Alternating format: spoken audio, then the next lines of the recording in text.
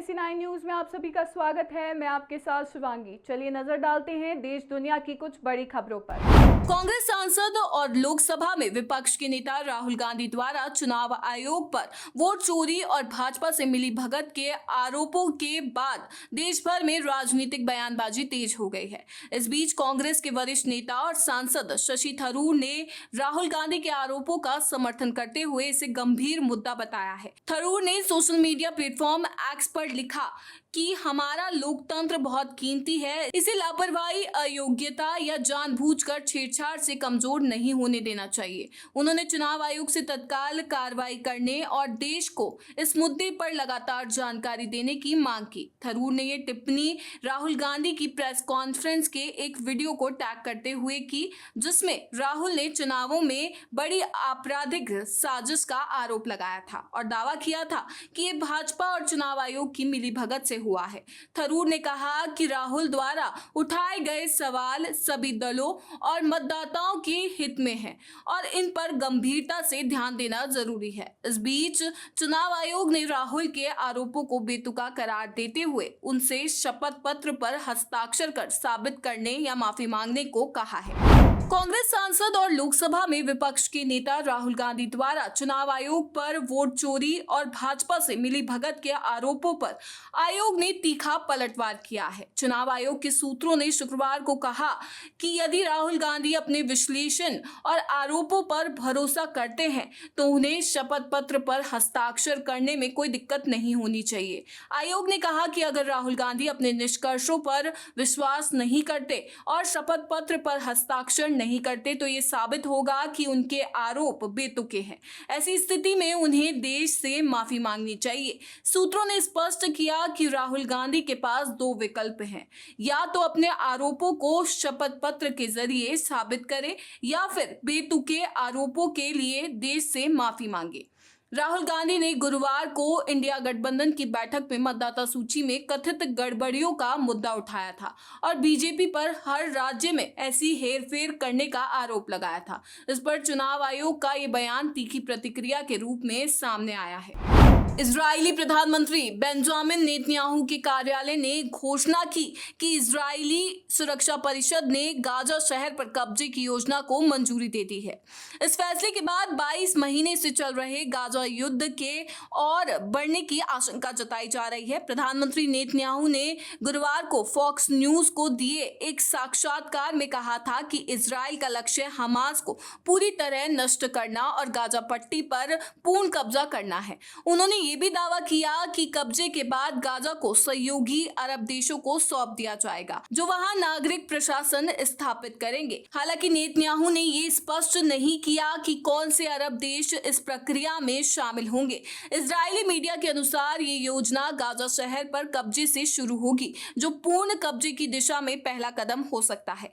इस फैसले का विरोध इजरायली सेना के कुछ वरिष्ठ अधिकारियों, विशेष रूप से chief of staff lieutenant general Eyal Zamir ने किया है, जिन्होंने चेतावनी दी है कि इससे बंधकों की जान को खतरा हो सकता है। इसके अलावा गाजा में मानवीय संकट और बढ़ने की आशंका है, क्योंकि संयुक्त राष्ट्र ने पहले ही इस तरह के सैन्य कदम को विनाशकारी बताया है। हमास ने इस योजना को बंधकों की बलि देने वाला कदम करार देते हुए इसकी निंदा की है। संगठन ने कहा कि ये योजना नेतन्याहू के निजी हितों को पूरा करने के लिए है। दूसरी ओर इजराइल में बंधकों के परिवारों और कई पूर्व सैन्य अधिकारियों ने युद्ध को समाप्त करने और बंधकों की सुरक्षित रिहाई के लिए समझौते की मांग की है। लोकसभा में नेता प्रतिपक्ष और कांग्रेस नेता राहुल गांधी के घर पर इंडिया गठबंधन की बैठक हुई।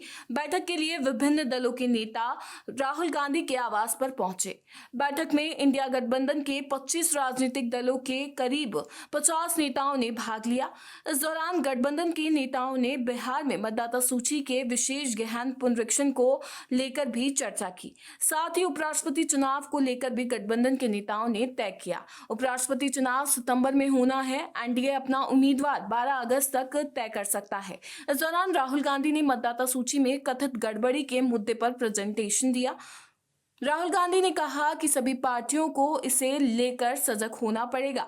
उन्होंने कहा कि बीजेपी ऐसा हर राज्य में कर रही है, एंटी इनकम्बेंसी मैनेज कर रही है। ये लोकतंत्र के लिए खतरनाक है। साथ ही बैठक में चुनाव आयोग के खिलाफ मुहिम तेज करने की भी रणनीति बनाई गई। अमेरिकी राष्ट्रपति डोनाल्ड ट्रंप ने टैरिफ विवाद हल होने तक भारत के साथ किसी भी व्यापार वार्ता से इनकार किया है। उन्होंने कहा कि जब तक टैरिफ विवाद का समाधान नहीं हो जाता तब तक भारत के साथ कोई व्यापार वार्ता नहीं होगी। ट्रंप की ये टिप्पणी उनके प्रशासन के भारतीय आयातों पर टैरिफ दोगुना करके 50% किए जाने के बाद आई है। एक एजेंसी ने सवाल पूछा कि क्या उन्हें नए 50% टैरिफ के मद्देनजर बातचीत फिर से शुरू होने की उम्मीद है, तो ट्रंप ने जवाब दिया, नहीं, जब तक हम इसे हल नहीं कर लेते तब तक नहीं। इसके पहले बुधवार को व्हाइट हाउस ने एक कार्यकारी आदेश जारी कर भारतीय वस्तुओं पर 25% अतिरिक्त टैरिफ लगाया था, जिससे कुल टैरिफ 50% हो गया। ट्रंप प्रशासन ने भारत की रूस से तेल खरीद जारी रखने की आलोचना की है और इसे यूक्रेन में रूसी युद्ध के लिए वित्त पोषण बताया है। अमेरिकी अधिकारियों के अनुसार शुरुआती 25% टैरिफ 7 अगस्त से लागू हुआ है, जबकि अतिरिक्त शुल्क 21 दिनों में लागू होगा। यह अमेरिकी बंदरगाहों में प्रवेश करने वाले सभी भारतीय सामानों पर लागू होगा। इस बीच भारत अमेरिकी टैरिफ पर कड़ा रुख अपनाते हुए आर्थिक दबाव के आगे पीछे न हटने की बात कही है। महाराष्ट्र में मराठा आरक्षण की मांग फिर से जोर पकड़ रही है। मराठा कार्यकर्ता मनोज जरांगे ने ऐलान किया है कि वह 29 अगस्त से नया आंदोलन शुरू करेंगे।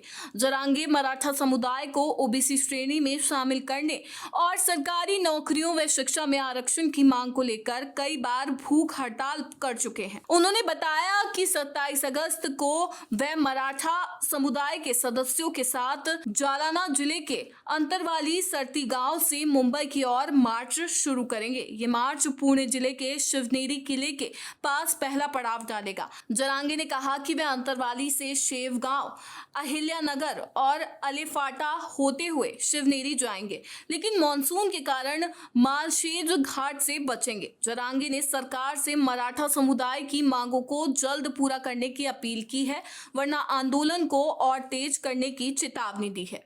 उत्तरकाशी के धराली गांव में हुए हादसे का आज चौथा दिन है। अभी भी 100 से ज्यादा लोग लापता हैं। वे मलबे में दबे हो सकते हैं। पूरी तरह से रेस्क्यू शुरू होने में 4 दिन और लग सकते हैं। धराली गांव के 80 एकड़ में 20 से 50 फीट तक मलबा फैला है।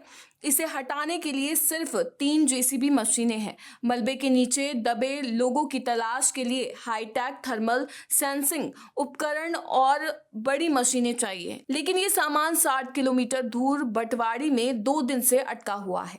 उत्तरकाशी से गंगोत्री तक एक ही सड़क है जो धराली से गुजरती है। हर्षिल से धराली की 3 किलोमीटर की सड़क और 4 जगह पर 100 से 150 मीटर तक खत्म हो चुकी है। बटवाड़ी से हर्षिल तक 3 जगह लैंडस्लाइड्स और एक पुल टूटा है। ऐसे में धराली तक सड़क खुलने में 3 से 4 दिन और लग सकते हैं। उत्तरकाशी जिले के धराली में 5 अगस्त को दोपहर 1:45 पर बादल फट गया था। खीरगंगा नदी में बाढ़ आ गई। तेज रफ्तार पानी के साथ आए मलबे ने 34 सेकंड में धराली गांव को जमींदोज कर दिया। अब तक 5 मौतों की पुष्टि हो चुकी है। 70 लोगों का रेस्क्यू किया गया है। NSE9 न्यूज में फिलहाल इतना ही। आगे की खबरों से अपडेट रहने के लिए बने रहिए NSE9 न्यूज के साथ। नमस्कार।